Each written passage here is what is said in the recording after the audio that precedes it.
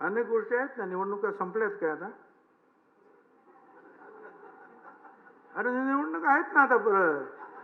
महानगरपालिका, नगरपालिका, जिल्हा परिषदा आहेत, पंचायत समिती आहे. याच लाडक्या बहिणीच्या बरोबरीनं ह्या ओबीसी समाजानं जे आहे हे प्रचंड बहुमत आहे महायुतीला मिळवून दिलेला. जा विचारा तिकडे आमदारांना. काही लोकांना भ्रम आहे की आमच्या फक्त लाडक्या बहिणी. अरे लाडक्या बहिणी फक्त लाडक्या बहिणी नाही ना, याही गोष्टी आहेत ना तिथे. महत्वाचं हे आहे. उलट काही लोकांचं म्हणणं की नाही हे एक नंबरला आहे आणि मग लाडक्या बहिणीची शक्ती आहे.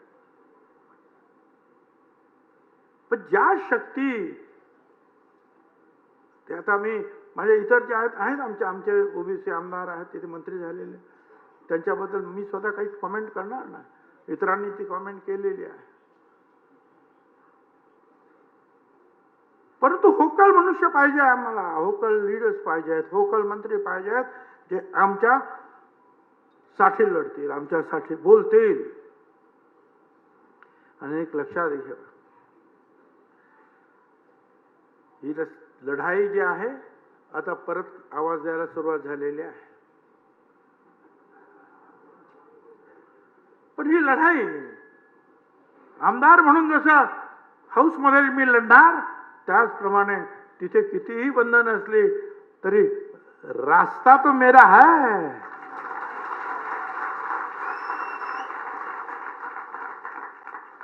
रस्त्यावरती लढाई आम्ही घेऊन जाऊ.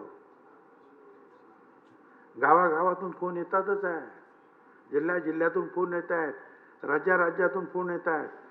उज्ज्वल साहब आओ, हम आपके साथ है, ताकत बढ़ाओ. आणि होय,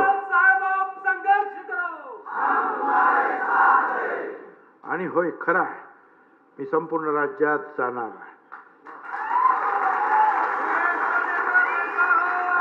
आणि एवढंच नाही तर अनेक राज्यातून जाणार आणि पुन्हा एकदा जो आहे ओबीसीचा एल्गार पुकारणार.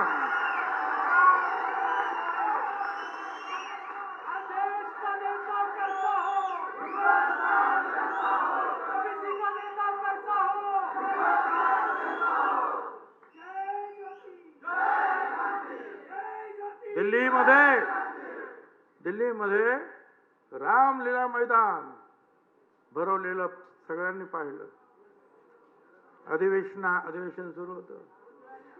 सगळ्या राजस्थान पासून मुंबई सगळे बिहार सगळे लोक, किती लोक आले. अख्खं मैदान फुल. पाऊस पडला तरी बसले त्याच्यामध्ये. पटना, बिहार 7 लाख लोकांचं मैदान आहे, गांधी मैदान.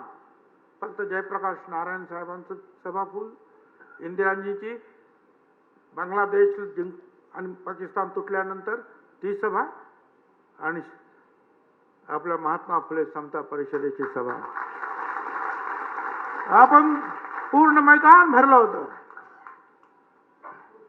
लालूजी आणि इतर नेते जे आहेत बघत होते तरी काय गर्दी आहे.